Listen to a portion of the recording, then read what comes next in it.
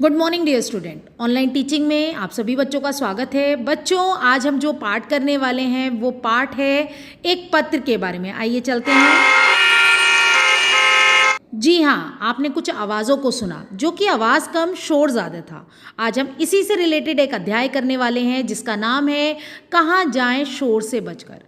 यहाँ पर जो लेखिका है वो पत्र लिख रही है जिसके माध्यम से वो ये बताना चाह रही है कि हमारे समाज को, हमारे लोगों को किस तरीके की समस्याओं का सामना करना पड़ रहा है।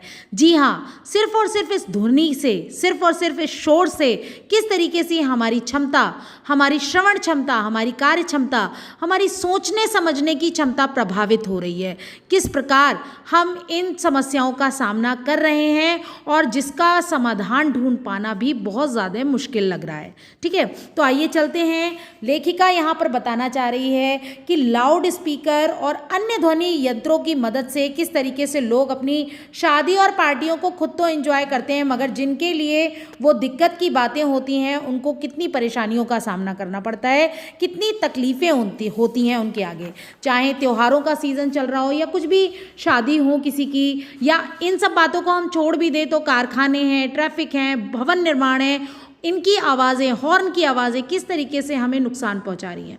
आपको मैं एक इम्पॉर्टेंट पॉइंट बता दूं कि शहरों में रहने वाले लोगों की जो श्रवण शक्ति होती है, जो सुनने की क्षमता होती है, वो काफ़ी हद तक गांव के लोगों से कम होती है। क्यों? क्योंकि उनको इन सब चीज़ों का सामना नहीं करना पड़ता। जी हाँ, वैसे तो मैं आपको बता दूँ कि शोर को नापने के लिए टीवी मीटर से मापा जा सकता है कि कितना शोर है, लेकिन हमारे फ़ोन में, हमारे जो एंड्रॉयड फ़ोन है उसमें बहुत सारी ऐसी एप्लीकेशन जिसके माध्यम से हम ये माप सकते हैं कि हमारी सुनने की क्षमता कितनी है और क्या शोर का स्तर कितना है। जी हाँ, हमारे इन सब परेशानियों से धीरे धीरे हम कितनी ज़्यादा परेशानियों का, आगे जाके हमें कितनी ज़्यादा परेशानियां होने वाली हैं, ये हम ही समझ सकते हैं। अब समस्याएं हैं तो उनका निदान भी किया जा सकता है। महानगरों की अगर मैं बात करूं तो वहाँ पर ध्वनि प्रदूषण, जल प्रदूषण, वायु प्रदूषण, ये सभी प्रदूषण जो हैं वो जानलेवा हैं, जो कि हमें दिन प्रतिदिन हमारे स्तर को घटाते जा रहे हैं। अब इन समस्याओं का समाधान क्या है? अब लाउड स्पीकर लोग चलाते हैं, लोग स्पीकर पे, आपने देखा होगा कि जितने भी हमारे धार्मिक स्थल हैं वहाँ पर इन तरह के जो स्पीकर हैं, मतलब श्रद्धा का भाव रखना, पूजा पाठ करना एक अलग बात है, लेकिन लोगों को सुनाना, लोगों को जताना दूसरी बात हो जाती है। लेकिन लोग इन चीज़ों का प्रयोग दिन प्रतिदिन करते हैं जिसके कारण कि ध्वनि प्रदूषण होता है।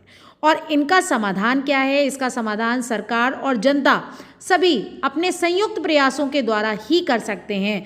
ध्वनि प्रदूषण से निजात पाने के लिए सबसे पहले हमें उनको नियंत्रित करना पड़ेगा, और नियंत्रण के लिए आपको मैं बता दूं कि हमें क्या करना चाहिए। हमें जो जितने भी उद्योग हैं, जितने भी कारखाने हैं, उनका निर्माण जो आबादी वाले स्थान हैं उनसे दूर स्थानों पर करना चाहिए, जिसके द्वारा हम क्या कर सकते हैं, लोगों को इन शोरों से बचा सकते हैं। इसके साथ साथ हम क्या कर सकते हैं, हम वृक्षारोपण, जी हाँ आप सही सुन रहे हैं, वृक्षों को लगाकर भी हम इन ध्वनि प्रदूषण को कम कर सकते हैं या इनसे निजात पा सकते हैं। क्योंकि आपको मैं बताऊं कि इन पौधों की तीव्रता को 10 से 15 डीबी तक कम कर सकते हैं। यानी पौधे जो होते हैं वो ना केवल हमारी ऑक्सीजन, हमें वायु प्रदान करते हैं, बल्कि ये हमारे प्रदूषण को रोकने में, जी हाँ ध्वनि प्रदूषण को रोकने में भी मददगार साबित होते हैं। और हमें लाउड स्पीकर, तेज़ ध्वनि वाले जो यंत्र हैं उनका प्रयोग कम से कम करना चाहिए, जिससे हमारा जीवन यापन हो सके।